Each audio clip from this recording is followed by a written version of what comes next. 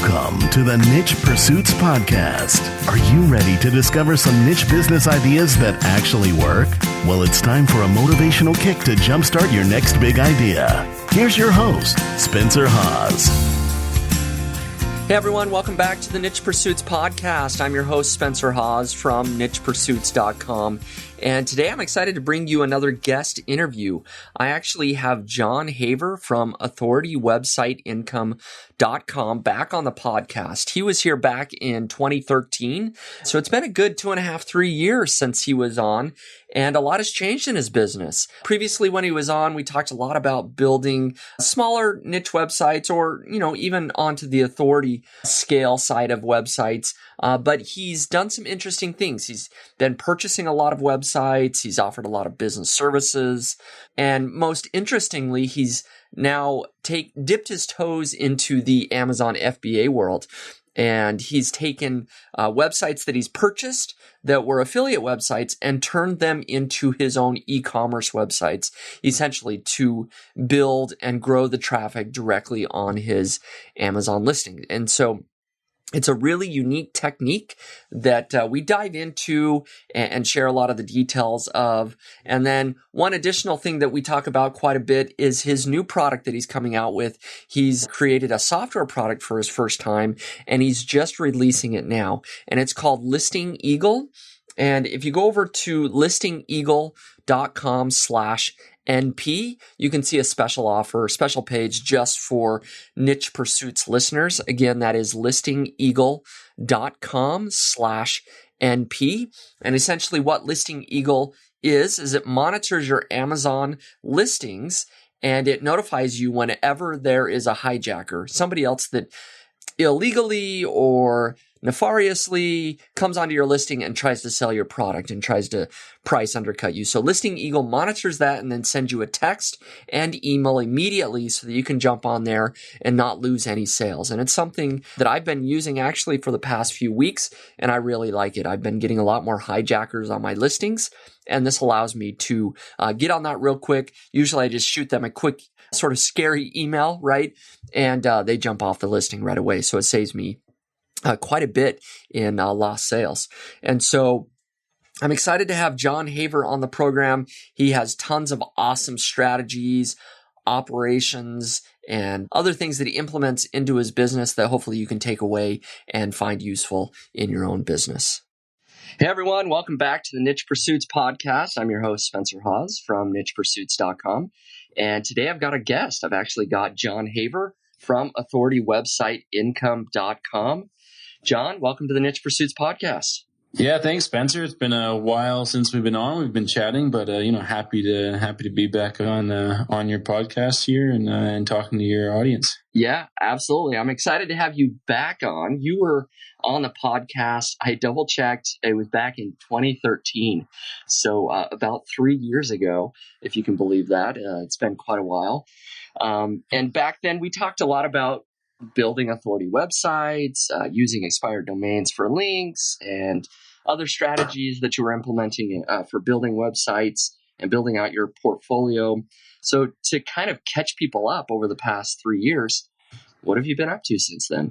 Yeah, no, it's amazing. It's been 3 years, but a lot of the same stuff. Building up my portfolio of authority sites and certainly kind of built up Authority Website Income a little bit more, and then added on some services to that site, and been continuing to build up my portfolio of sites and continue to kind of explore new opportunities online. I think very similar to yourself as far as the FBA business goes. So that's been kind of one of the newer interests. Absolutely. I kind of find it fascinating. I do follow along with your blog, and I see your monthly reports that you do. And a lot of people talk about the need to focus in one particular area. And I see you, and you're doing FBA and niche sites, and then you have business services that you're selling. And as we'll talk about here, you have a new project that you're working on as well. Similar to me, you've kind of chosen the all of the above approach. I struggle with that same thing. I absolutely agree. I mean, there's a lot of people that, very, very successful people that say you must focus on one thing. And I guess for me, the way I've kind of at least rationalized that to myself is that, I focus on systems, and that's my one thing that I focus on. And what they get applied to, they can be anything under the sun, but it's, my focus is on setting up the systems to make the business run. Yeah, no, that makes sense. So I'm right there with you, though. I mean, as far as I got my hands in a lot of pots there and working on a lot of different things. Is there one particular thing that you are focusing more of your time, though, right now? What sort of is taking the biggest chunk of your time? Yeah, so I kind of have, I'm sure there's a little bit of overlap, but to kind of catch other people up, kind of 4 kind of main parts to the business. And then there is kind of one part that's getting a little bit more focused lately. So I kind of have my authority sites and my, niche sites, authority sites, affiliate sites, kind of that portfolio of sites that I'm continuing to build and buy and grow. And that's sort of a healthy chunk of kind of my portfolio. And I know everyone loves numbers. So that's kind of a 10K a month sort of portion of my business. And then authority website income is kind of my, passion project where I share, what I'm doing online. And then I have my services businesses, which are, lightningrank.com, which kind of helps people rank their sites through, I know a dirty word that doesn't get said on Niche Pursuits any longer, so I won't even say it. And Brand Builder is kind of a done for you authority site, affiliate site. And then my latest sort of effort's been in the FBA business space. And so that's been the piece that's probably been getting the majority of the focus over the last, call it kind of 7 to 9 months that's kind of been the primary focus. Right. And we'll jump into FBA here in just a second, but you piqued my curiosity. You reminded me that you were doing Brand Builders. I haven't really heard an update on that. How's that going, that particular service?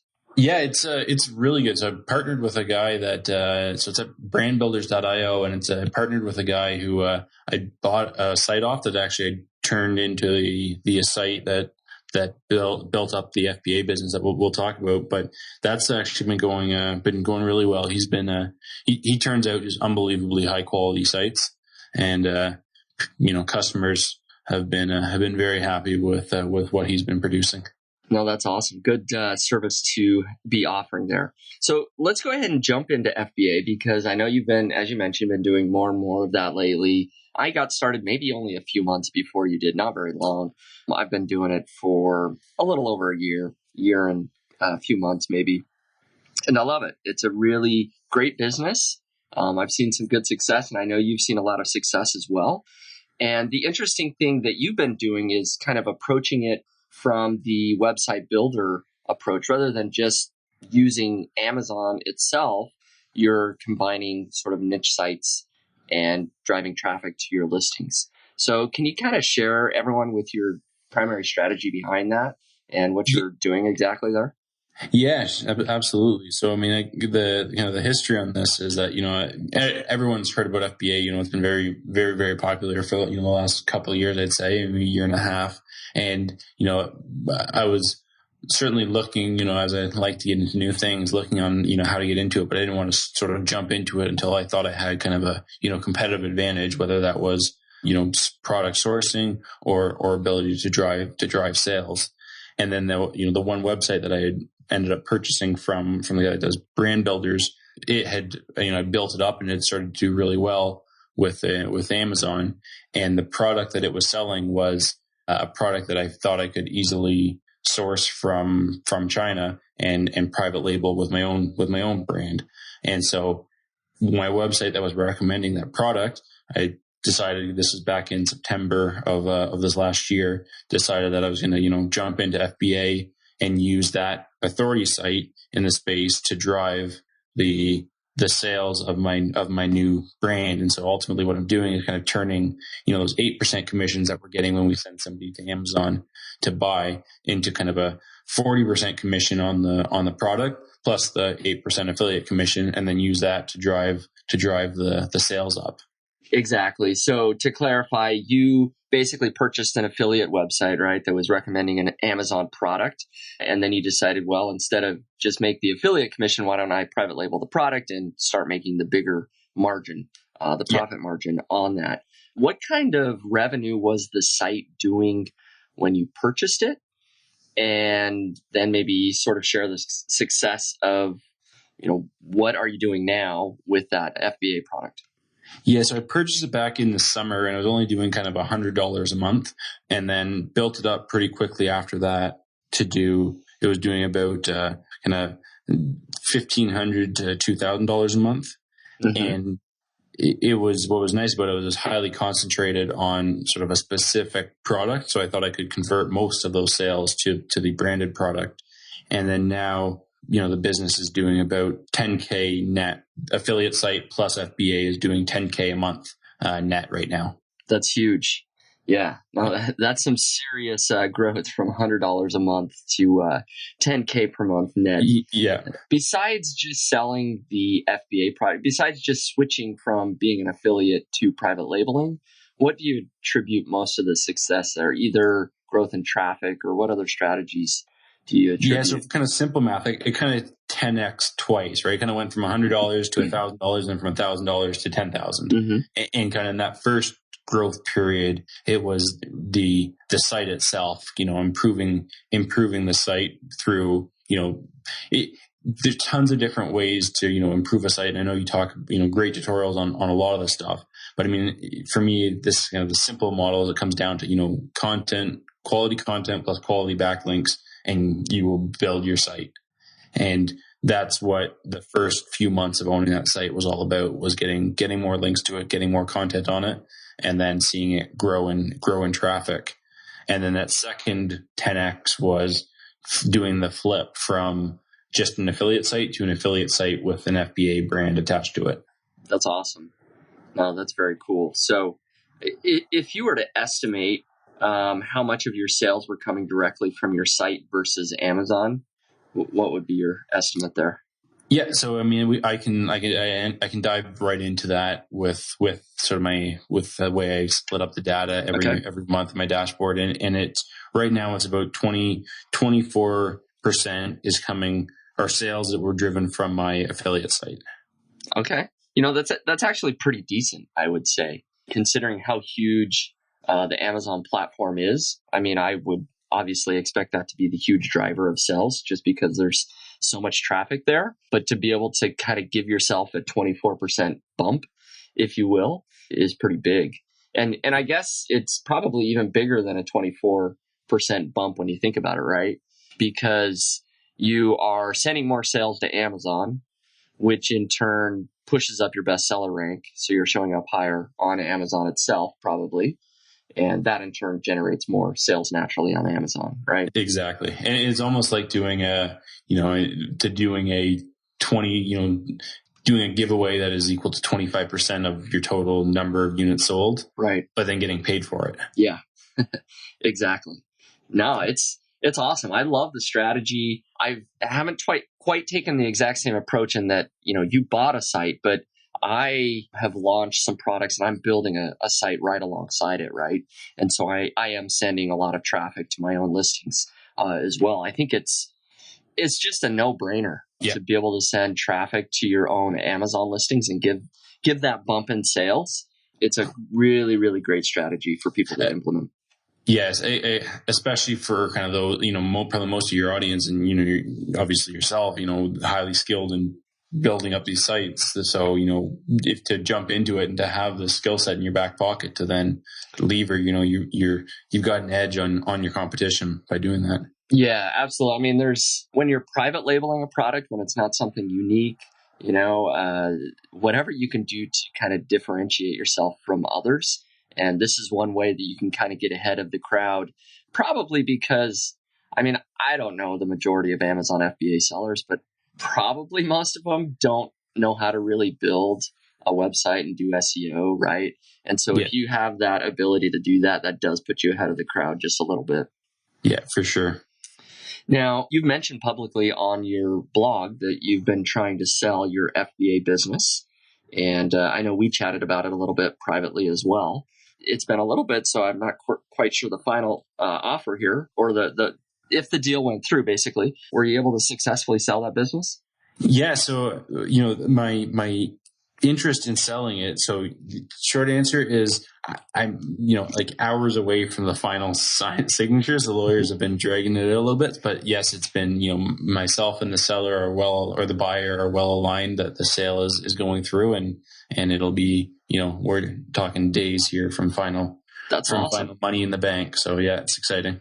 That's huge. And I mean, can you give us any details? Is it just this one brand that you're selling? You mentioned doing around 10K net per month, or do you have other products combined with that? Or yeah, so I can give you the reason. I'll give you some of the reason for the sale, and I can give you some details about the sale. So the reason for the sale is, we talked about the ability to take that affiliate site that was making, $1,500 to $2,000 when I did that conversion to the FBA model, and to, buy another affiliate site or rapidly grow another affiliate site with the money from the sales, and then rinse and repeat this model is highly attractive. And so looking to, and then sell it off, within 6 months or so for a decent multiple, those numbers get pretty silly pretty quickly. If you could do that repeatedly, I'll run into a sourcing problem of the sites, but that's, certainly an interesting opportunity that I'm looking at. And then around the details on the sale. So yeah, it's doing kind of, simple math, 10K a month. And then it's selling at kind of a 30x sticker price on it, but with some earn-out considerations and some me staying on as a part owner and helping the buyer kind of get trained up in this space. So the buyer's, pretty smart guy to use this sale as also kind of an opportunity to, see behind the scenes of how the business runs and how I'm running it. Yep. And then he's going to look to do this model again on his own without me, but use kind of the systems that I have set up and then take him from this business into his other businesses. Yeah, that's awesome. So first of all, huge congrats. I mean, that's a solid 6-figure exit, right? Yeah. I mean, that's huge. And considering, when did you really start this? You said in September of last year? Yeah, September. So, the site wasn't from early in the summer, but, it was my wife, we left for the weekend with the kids up to, I had some work for one of the days at the day job, and then, had a day to myself and did what I often do. And that's, decide to start some new project. So it all started all by yourself, sitting around thinking about a new project to start. And, I think I might have had a couple beer as well. That's huge, though. Hopefully people listening kind of grasp the huge growth and how quickly this took off, going from really nothing. $100 a month. And of course, there's a ton of effort, and you invested a lot of money, right? Between sourcing product and in time and people helping you. So it's not like it just happened. But to have, essentially $300,000 exit in a matter of, 8-9 months, that's huge. Yeah. Awesome success with the first one. Then, I've got my other ones in play to try and rinse and repeat the model already. So you have a couple of other brands or websites that you already purchased and that you're building up right now? Yeah, Mick, one purchased and one that I already own that I'm looking to do the same thing too. Yeah, no, that's awesome. You might get me to follow you in that strategy. In fact, we talked about this, and I'll go ahead and talk about it publicly. You looked to flip pretty quick, and maybe that's the way to go. I was thinking that I would try to get about a year and a half track record behind any brand that I did, which, kind of in another 6 months or so, I very well may be looking to flip my first brand as well. And the only reason I was thinking of doing that, just to show a stronger track record, I thought maybe it'd be a little bit easier to find a solid buyer and perhaps get a higher multiple because of that longer track record. Yeah, I think you might absolutely be right. And I think even beyond that, one of the struggles I had was certainly the length of time, and then a lot of considerations need to go into the deal to help secure, an intelligent buyer, and a lot of considerations had to go into the deal around, earn out and the amount of time to hold the site to show the earnings based on the age of the site. Right. And so, from an energy and effort standpoint and complexity of deal, if it had been a more mature site, probably wouldn't have needed to spend so much time working on structuring the deal, and would have been able to kind of, not a lot of value is generated in discussions around the negotiation. It's, actually building the business that's the key. Right. Yep, exactly. And so that makes sense. I mean, you still have some obligations there. You still have a percent ownership there, it sounds like. And then, of course, you get paid out over time. But that's fine. I mean, as long as everything continues to go well, it's going to be huge. And hopefully everything works out as it should. Were there any other issues that kind of came along with the sale of the business? So one of the kind of interesting ones, and we'll kind of talk about it with the kind of the new software project, but we were going through kind of that key negotiation phase at the start of the deal, and an item that can occur is your listing can get hijacked, where a seller of a fraudulent product will say that claim that they have the same product for sale and jump on your listing and list it for a lot lower price than your product. And then they're essentially, stealing your sales, selling a fraudulent product, and ultimately hurting your brand and really kind of blowing up your business.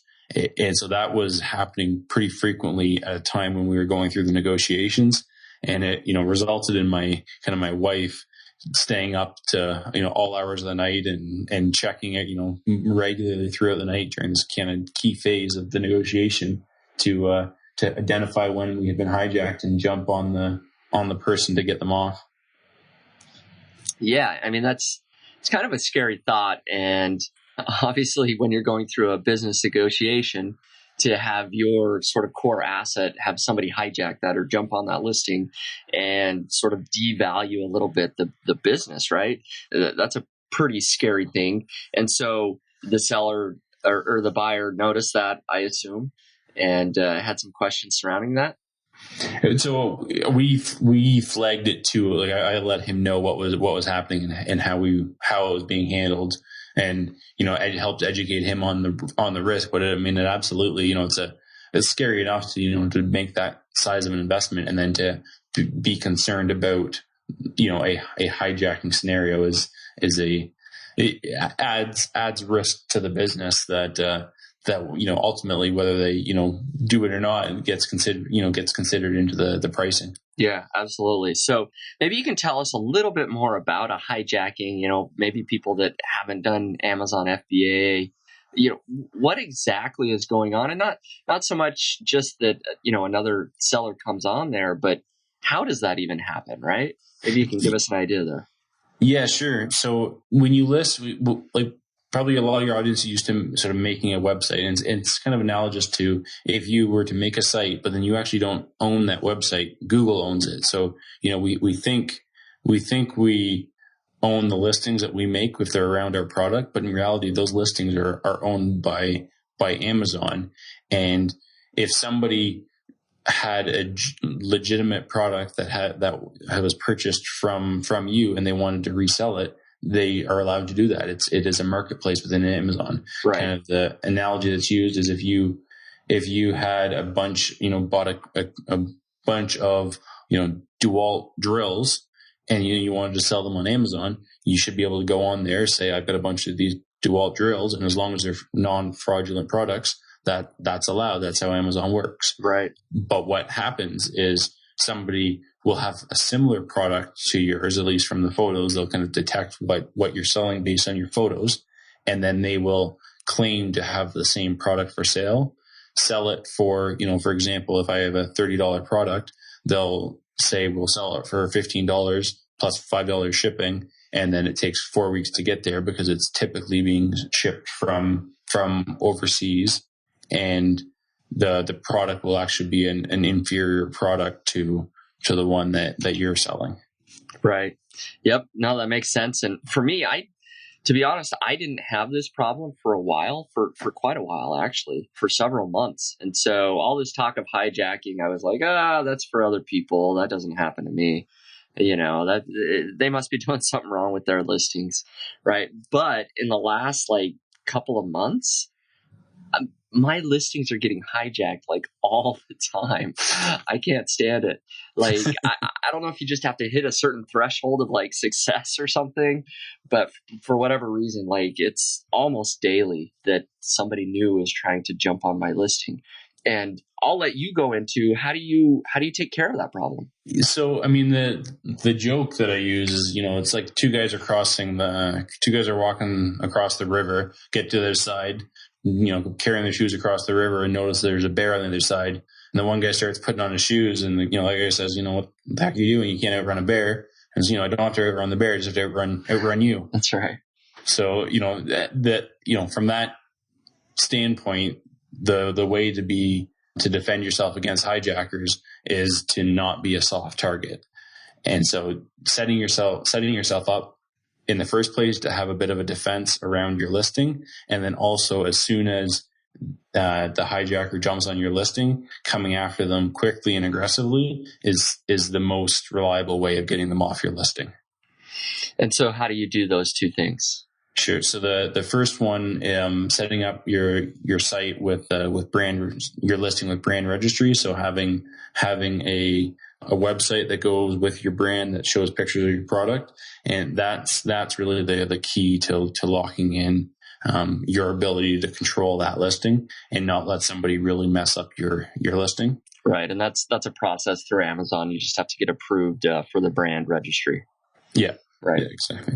And then the second one is, as soon as they get on your listing, speed is the key. So you find out as quickly as possible that they've jumped on your listing, and then you send them rapidly escalating letters in terms of aggression. So kind of the first one that I typically send is something along the lines of, we control this product. Here's the ASIN number that you jumped on. Please get removed in the next 2 hours. Or we will send you a cease and desist letter. And then, within, 2 to 4 hours later, send the cease and desist letter.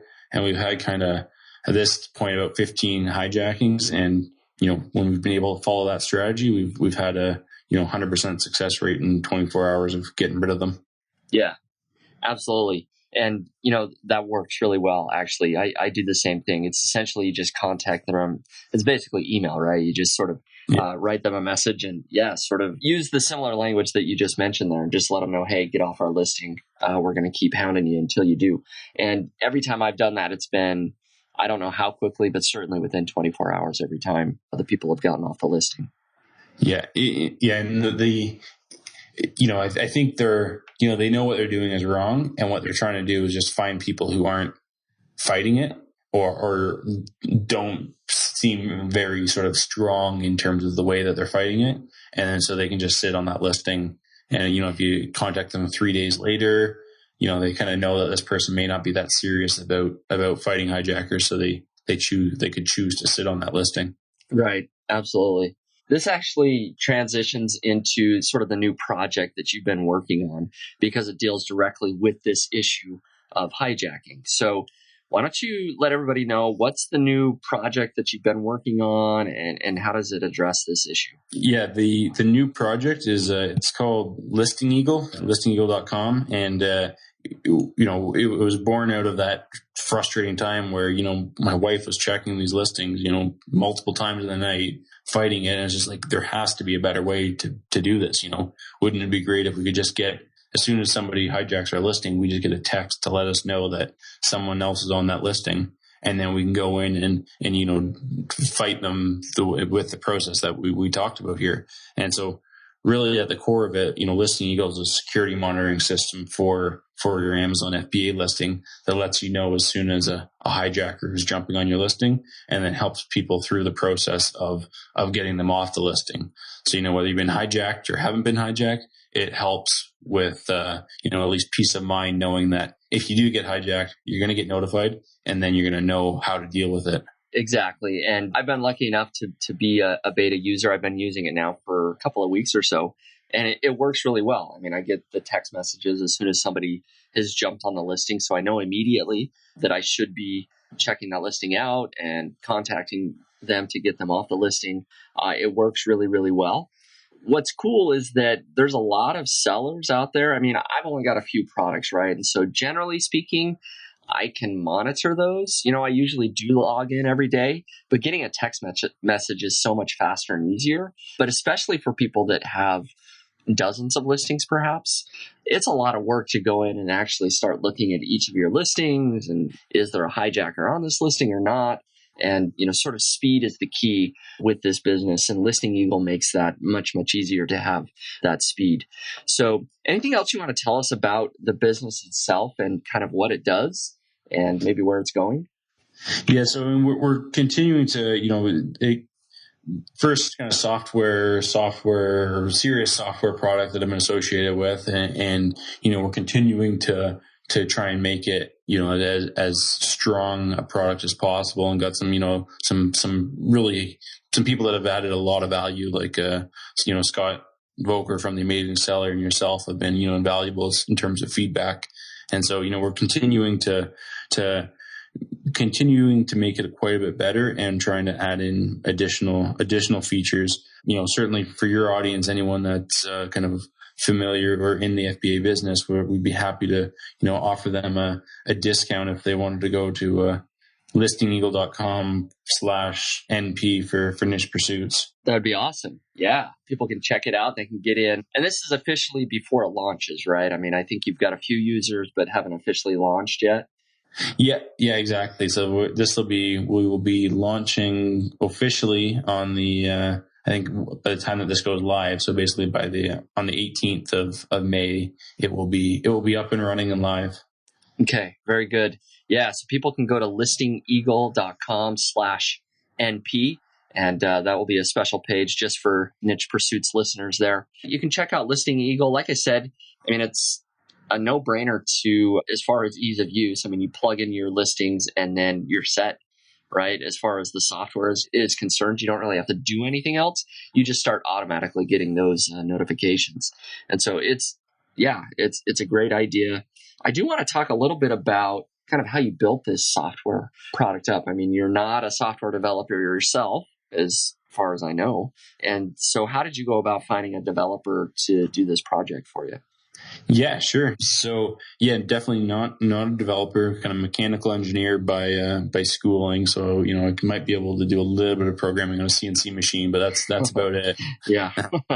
And kind of what I've had a few different approaches to kind of other similar smaller products where I kind of really fleshed out every kind of screen and mock-up, and from this screen we're going to go to this and do this, and I hadn't had very much success with that in the past. I hadn't really thrown myself at it in much detail, but this time I kind of decided to go a little bit of a different route where I would kind of try and find the best person I could possibly find, and then make sure they had some experience in this space, and then communicate kind of what the problem was, what I was trying to do, and then really kind of leave it up to them to try and fill in some of the additional details and just keep me informed with kind of, we were checking in kind of every couple of days during some key development stages. And that was kind of the way that, one, I wanted to get going as quickly as possible. And then two, what I had done in the past hadn't worked very well as far as development goes. So I thought I would try something different with getting some, high paid quality help and letting them do what they do, and me just kind of providing my insight. No, that's kind of cool. So you gave them really a lot of leeway in terms of the direction of the development itself of the product, which is pretty interesting, right? Kind of allowing them to have a little bit of their own vision. You kind of gave them the general idea of what it needed to do, and then let them kind of run with it, I guess. Yeah. So how did you find this highly qualified person? So he had built up his own tool in the online space, and had contacted me through sort of trying to promote that tool with Authority Website Income. And so I was, familiar with them and knew that the tool had been, really built out really well, and a little bit familiar with him. So I kind of contacted him and thought that his overlap with kind of building a tool for this space, he would be an ideal fit, not just kind of a programmer that wasn't necessarily used to this space as well. Yeah. Oh, that's good. I mean, if there's one thing about having a blog and having a presence online, I mean, there are some drawbacks, right? You get a ton of emails, and it's a lot of extra work. But one of the huge benefits is just the networking aspect of it. I mean, I run across so many interesting people that there's no way I would have met or made connections with, and it sounds like that's the case here with this developer, is that you guys just kind of hooked up because of your blog. Oh yeah, no, exactly. I think same story on mine. Like I wouldn't have kept Authority Website Income running for the money. It's the connections with the people that make it worthwhile. Yep, absolutely. No, I agree on that. So, were there any big difficulties or roadblocks that kind of came about as you guys were developing this product, or did it go pretty much as planned? Pretty much as planned. A few kind of technical issues that I somewhat understood. I think we had a few problems that have been solved, a few more that we are solving. So, I mean, in the end, it was a very, very smooth process. The other person that I kind of added to the team that also really helped was I added a kind of a business development lead because I knew my time was as limited as it was. And so kind of added, the team was kind of myself with the lead developer plus a business development lead who really kind of also helped understand the direction and helped with kind of the small day-to-day, hey, set up this link, hey, this needs to go there, kind of those quick tasks. He was able to kind of really help with that. And so you've set up, it sounds like a small team already. Are you paying them, some sort of wage at this point, or are they paid in equity and in hopes that the software product does well? What's the payment structure there? Yeah, they're paid a wage, and then I added the structure was wage, and then I kind of gave as a bonus. They signed up with the wage rate, and then I gave them as a bonus some upside on the revenue. So sort of for every dollar we make, they get some portion of it, and so to kind of help them be motivated in the ultimate success of the business. Yeah, no, that's good. Kind of a creative structure there to pay people that, it's always interesting. I just like hearing about how people structure deals and how people are finding good help with their business. So some good ideas there as well. One of the closing sort of thoughts here, but not necessarily right at the end, but I wanted to get this in before we close, is you've been tracking your monthly income and publicly sharing that on your blog for, well, how long has it been? I mean, it's been at least 3 years, maybe more, right? Yeah, I think it goes back to kind of probably end of 2012. Okay. Yeah. So, 3.5 years, something like that. And you shared this goal that you want to be able to have $15,000 a month in net income, by the time you reach the age of 35, the ripe old age of 35. And I've been checking this out. You have been exceeding that goal actually for several months, I think. So the question is, when are you quitting the job? Yeah. So the metric was 15K reliable, and right. So hit it quite a few months here, and surpassed it by a fair margin here over the last kind of 6 months. The other metric that I had kind of hidden to some extent, wasn't showing it, but was the right amount of runway as well to pull the trigger. That's correct. So I didn't want to share that number publicly. Shared plenty, but didn't want to share that number. So what I've between kind of closing a sale and exceeding the number. So niche pursuits exclusive here, but that quit date is haven't announced it anywhere else, but that quit date has been declared at work, and as of June 10th, I will be 100% online. That's huge, man! Congrats. Yeah, thanks. June 10th will be a day you do not forget. Yeah, no, I'm sure it won't. It's been I think similar to your story, something that I've been working towards for basically seven years, with the goal of kind of moving back to the hometown that both my wife and I are from, raising our, we have 2 kids, raising them there, and getting to, to spend a bunch of time with them. I enjoy my day job. It made me better at my online job. It was certainly a demanding job that consumed, up to, very long days sometimes, but pretty regularly 10 to 12 hour days. Right. Yeah. I mean, that's, I'm super happy for you. I've kind of mentioned to you privately a few times, hey man, you need to just quit that job already.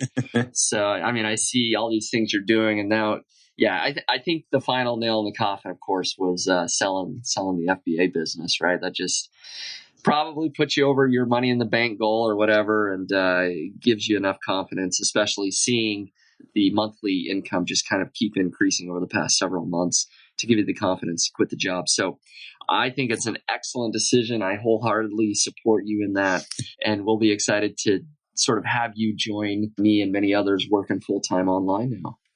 Yeah, no, I'm pumped, and I think one of the fun parts about having a little more free time is the ability to do some of the stuff that I really enjoy with Niche is the kind of the networking and the talk and shop with people that I haven't been doing as much of because I've been head down grinding the couple hours I've had a night to work. So I think a lot of exciting opportunities come from all that discussion and talking shop. So excited to move into that phase of my online business. Yeah. And I mean, there's just so many little things that you're going to find that when you quit your job, you're just like, man, I don't know how I did this any other way.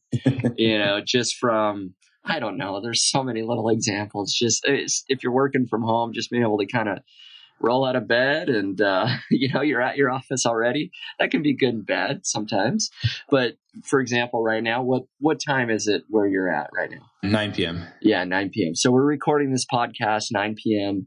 Once you quit your job, we'll be able to do this at 10 in the morning or 11 in the morning or whatever, right? You'll be able to spend the evenings with your wife and kids and not have to worry about this stuff anymore. So congrats. It's huge. I'm excited that we could kind of have breaking news here on Niche Pursuits. I don't know if I've ever broke any news, but here it is. John Haver quitting his job June 10th. Niche Pursuits exclusive. So any other parting business advice before we let you go for listeners that you have for anybody? I think we talked about it a little bit, but I think you laid it out extremely well and kind of in the post where you talked about, 5 years ago when you quit the job, and, you talked about, I think we threw out some numbers here that sound, crazy, right? Like we turned $100 site into $100,000 or, $300,000 site quickly. And that's all fantastic. But I guess my point is that, it's been 7 years of a grind. And I think before you left your job, you had a similar timeline. Yep, it was. It was probably, I built my first site in 2006 and quit my job in 2011. So a good solid 5 years of hard work. Yeah. And so I think that's kind of the, people see the big numbers and get discouraged after 3 months when it's not hitting. And I think, I don't know anyone short of kind of a few anomalies, I'd say that don't have the same story of kind of grinding it out for a good number of years before they really kind of saw the success that they were hoping to see. But I also don't know any people that haven't been devoted to grinding it out for 5 years to 7 years and don't end up at success. So I guess my take action, but also stick with it. Right. Stick with it through for as long as needed, and it will come. Yeah, that's excellent advice. It really is, and I'm glad you pointed that out. Is that a lot of people don't sort of recognize that there is years and years of work usually behind the success that you see. John's going to come out with a big blog post, I'm sure, announcing that he's quitting his job at some point, and he'll get a lot of congrats. And, people might forget that, hey, he's been working at this for a long time, 6-7 years. So great advice and great tips throughout the podcast interview here. Where's the best place for people to follow along with you in your journey? Yeah, so we mentioned quite a few different projects that I got on the go, but the central hub for everything I do online is authoritywebsiteincome.com. That's kind of similar to your Niche Pursuits site. Yep. And then I have my other projects that are off the side of that, but that's kind of where I talk about what I'm doing and what's working for me online. Perfect. So, everybody go over to authoritywebsiteincome.com to follow along with John. And of course, go ahead and check out his new product. I am using it, and you guys can get in over at listingeagle.com/NP. That will be a special page just for Niche Pursuits listeners. So once again, everybody listening in, thanks a lot. Appreciate it. And especially you, John. Thanks for coming on the Niche Pursuits podcast one more time. Right on. Thanks, Spencer. All right. We'll have to do this again in 3 years. There we go. Make it a 3-year recurring episode. So, all right. Thanks a lot, John. We'll see you. All right. Bye.